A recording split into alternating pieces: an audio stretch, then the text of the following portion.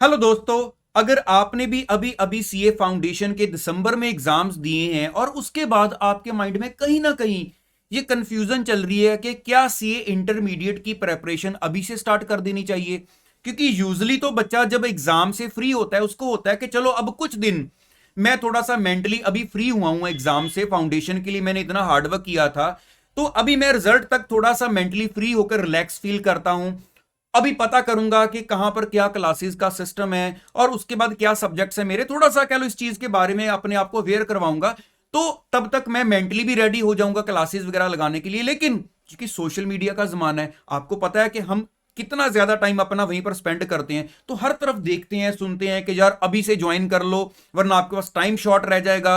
अगर नवंबर 21 में एग्जाम्स देने हैं और खास तौर पर आपने बोथ ग्रुप्स देने हैं, फिर तो आपके पास डेज शॉर्ट पड़ जाएंगे। अगर आपने अभी ज्वाइन नहीं किया, रिजल्ट की वेट करते रह गए, तो आपका टाइम वेस्ट हो जाएगा। तो आज मैं आपको एक एक चीज की पूरी क्लैरिटी करने लगा हूं कि क्या होता है अगर आप अभी ज्वाइन करते हो, क्या होता है अगर आप बाद में ज्वाइन करते हो। उसके बाद डिसीजन आपका होगा। आपके माइंड में कोई भी चीज को लेकर कंफ्यूजन होगी तो मुझे कमेंट बॉक्स में पूछ लेना, मैं आपको रिप्लाई कर दूंगा। तो चलिए फटाफट लेकर चलता हूं आपको अपनी स्टडी विंडो की तरफ और सारी कैलकुलेशन दिखाता हूं कि सीन क्या होने वाला है।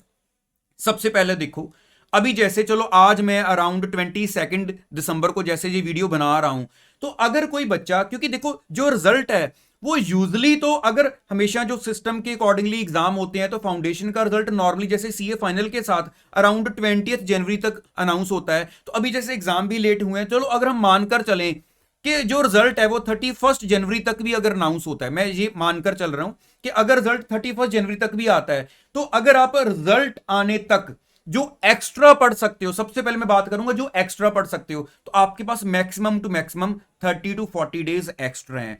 और उसके बाद जो बच्चा रिजल्ट के बाद जाता है अपनी स्टडी में, तो फरवरी से लेकर अक्टूबर तक उसके पास 273 डेज जो हैं वो बचते हैं पढ़ने के लिए। तो अभी जो बच्चा मतलब अभी ज्वाइन करता है तो उसके पास 30 to 40 डेज में एक कह लो आइडिया से ले रहा हूं, आपके पास जो डेज हैं वो एक्स्ट्रा हैं। अब देखो इस 30 to 40 डेज में आपको लगेगा हाँ यार ये तो काफी टाइम है, मैं तो इसमें बहुत कुछ कर सकता हूं, तो मुझे अभी से स्टार्ट करना चाहिए। अब बहुत सारी चीजें देखो इस टाइम में बच्चे को प्रॉब्लम क्या फेस करनी पड़ती है।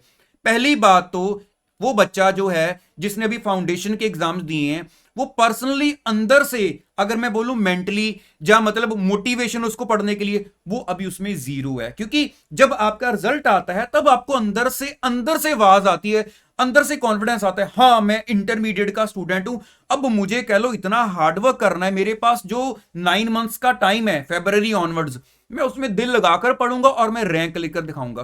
पूरा फोकस होता है। लेकिन अभी मेंटली अगर हम रेडी नहीं है, पढ़ने की भूख ही नहीं है अंदर से, तो ना हमारे पास कोई फोकस है ना मोटिवेशन है। जस्ट हमें क्या लग रहा है, हमें बस सुनने को मिल रहा है अभी से कर लो अभी से कर लो, हम उसको मजबूरी में उलझते मैं बोलूंगा 100 में से 15 बच्चे जो है, आइडिया जो मैं एक एस्टिमेट लगा रहा हूं, इतना बच्चा उसको लगता है कि चलो कर ही लेते हैं। बाकी बच्चे जो हैं वो या तो 50% पहले ही पता होता है कि हम तो रिजल्ट की वेट ही करेंगे क्योंकि हमारा डाउटफुल है पास होना है या नहीं होना है। लेकिन जो बाकी 50 बचे हैं उनमें से भी मैं बोलूंगा अराउंड 30 to 35 स्टूडेंट्स नहीं ज्वाइन करते, उनको लगता है कि यार कोई बात नहीं वेट कर लेते हैं। लेकिन 15 बच्चों को लगता है कि हाँ शायद अभी करना ही जो है वो बेटर डिसीजन रहेगा। अब पहले 2 पॉइंट्स के बाद मैं आता हूं। देखो अगर आप अभी फाउंडेशन के एग्जाम्स देने के बाद अभी आपका रिजल्ट ही नहीं आया, तो आपने ना तो आप सी इंटर में पहुंचे हो, ना आपने सी इंटर में रजिस्टर करवाया, ना आपके पास कोई मॉड्यूल्स हैं हाथ में, तो आप अगर पढ़ते भी हो तो यूजली अगर बच्चा मेन फोकस होता है आईसीआई के स्टडी मटेरियल में, देखूं जरा क्या है वो, आप वेबसाइट से डाउनलोड करते हो फिर उसको प्रिंट निकालते हो, आप इन्हीं उलझनों में फंसे रहते हो और आपके हाथ में बुक्स होती हैं, फिर पढ़ने का मजा कुछ और होता है। तो इसलिए ये तीनों जो चीजें हैं वो तो मैं बोलूंगा कि फेवर में नहीं जा रही। अब फोर्थ पॉइंट पर आते हैं। मान लो उधर से आपने क्लासेस ज्वाइन की हुई हैं, अभी जैसे सुनने में आ रहा है जनवरी में बच्चों के बीकॉम के एग्जाम भी होने हैं क्योंकि इस बार वो लेट हुए हैं, तो आपके बीच में जनवरी में अगर बीकॉम के एग्जाम आ जाते हैं तो पेरेंट्स का तो प्रेशर होगा कि उसकी तरफ भी पूरा ध्यान दो क्योंकि बीकॉम में अच्छे मार्क्स लाने हैं। तो आप उधर से आपकी क्लासेस चल रही हैं, आप उसकी तरफ कंसंट्रेट नहीं कर पा रहे, बीच में आप बीकॉम के लिए भी पूरा कह लो टाइम निकाल रहे हो, तो आप जो क्लास है वो जस्ट एक फॉर्मेलिटी के लिए ज्वाइन कर चुके हो, लेकिन आप उसका पूरा जो सही बेनिफिट है वो नहीं ले पा रहे। अच्छा उसके बाद क्या होता है, फिर जब तक कह लो ये सारी चीजें चलती हैं, तब तक रिजल्ट की डेट अनाउंस होने वाली हो जाती है। तो जैसे रिजल्ट की डेट अनाउंस होती है तो सबको पता है यार, जितने मर्जी अच्छे एग्जाम गए हो, लेकिन दिल तो अंदर से धक धक करता है कि यार रिजल्ट ठीक आ जाए, मार्क्स अच्छे आ जाए। तो नॉर्मली जैसे रिजल्ट की डेट अनाउंस होती है ना, ये मैं आपको जो भी बता रहा हूं ना, ये पूरा बच्चों के साथ रह रहकर पूरा एक्सपीरियंस बता रहा हूं।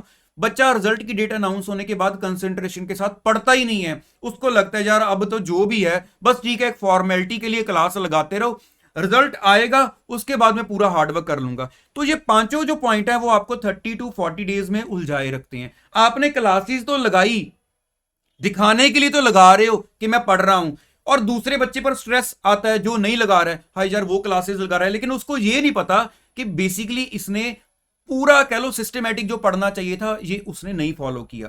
तो अभी जैसे रिजल्ट आता है, नॉर्मली जो मोस्टली बच्चा है वो रिजल्ट के बाद क्लासेस की तरफ भागता है कि अब मैं क्लासेस ज्वाइन कर लूं। तो रिजल्ट के बाद देखो, अगर मैं बोलूं, अगर फरवरी मार्च अप्रैल आपके पास ये 3 महीने का एक स्लॉट है, मई जून जुलाई एक 3 महीने का स्लॉट है, अगस्त सितंबर अक्टूबर एक 3 महीने का स्लॉट है। अगर बच्चा पूरा फोकस के साथ, पूरी कंसंट्रेशन के साथ, मैं बोलूं जो पहले 3 मंथ्स है ना आपके, आप उसमें अपना पूरा फोकस रखो 4 सब्जेक्ट्स की तरफ, कि मैंने पूरी कोशिश करनी है मेरे जो 4 सब्जेक्ट्स है ना, मैं उसकी तरफ पूरा कंसंट्रेट करूं। अगर आप 4 सब्जेक्ट्स पर पूरा कंसंट्रेट करते हो, थोड़ा बहुत काम रह भी जाता है तो कोई इतना मेजर इशू नहीं है। उसके बाद नेक्स्ट कह लो कि ये आपका जो 3 मंथ्स का स्लॉट है, फिर से अपना पूरा जो फोकस है वो अपने 4 सब्जेक्ट्स की तरफ आप रखो। अब उसके बाद मैं बोलूंगा यहां पर अगर आपको लग रहा है कि मैं 80 to 90% अपना काम कवर कर पाया हूं, हार्डवर्क जो बच्चा करता है वो पूरा भी सिलेबस कवर कर लेता है, दोनों ग्रुप्स तैयार कर लेता है। अगर आप 80 to 90% भी कवर कर पाए हो तो अभी भी आपके पास 92 डेज का स्लॉट और पड़ा हुआ है। तो उसमें अगर आप 10-15 दिन जो है अपना पेंडिंग सिलेबस कवर करने के लिए लगा भी लेते हो तो उसके बाद आप अपनी जितनी मर्जी रिवीजन करते रहो। तो जो बच्चा पहले जो पढ़ चुका होता है उसको पता क्या प्रॉब्लम आती है, उसको लगता है कि यार मैंने वहां पर जो पढ़ा है तो वो मेरा मतलब एक तरीके से ऑलमोस्ट ना वर्गा ही हुआ है कि मैंने उसको अच्छे से कवर नहीं किया, अब मैं उसको दोबारा लगाऊं, मैंने टाइम तो नहीं वेस्ट कर दिया।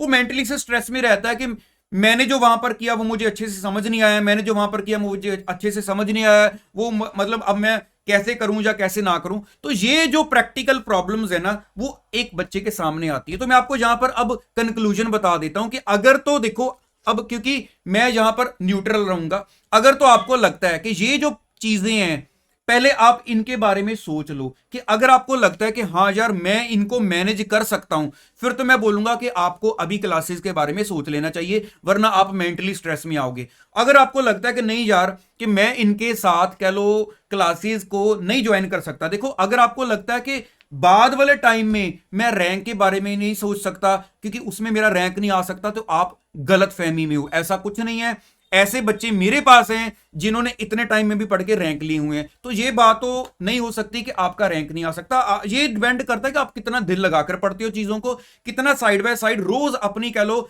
सेल्फ स्टडी करते हो क्लासेस के साथ साथ।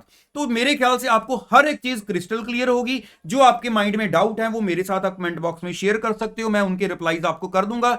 बाकी फिर भी मैं बोलूंगा एक बार पूरा सोचना, जो आपका डिसीजन होगा वहां पर जाना, मेंटली कोई भी स्ट्रेस ना लेना। तो चलिए लगातार आपके लिए ऐसी पूरी कह लो कि नॉलेज वाली जो वीडियोस हैं वो मैं लाता रहता हूं, आप सभी को पता है। तो चैनल के साथ बने रहना। कोई भी डाउट हो, दोबारा बोल रहा हूं, मेरे से नीचे कमेंट बॉक्स में पूछ सकते हो, आपको रिप्लाई आ जाएगी। All the best. कंफ्यूजन में ना रहना, जो डिसीजन लेना है जल्दी लेकर उसके ऊपर काम करना शुरू कर दो। मिलते हैं नेक्स्ट वीडियो में। Thank you so much.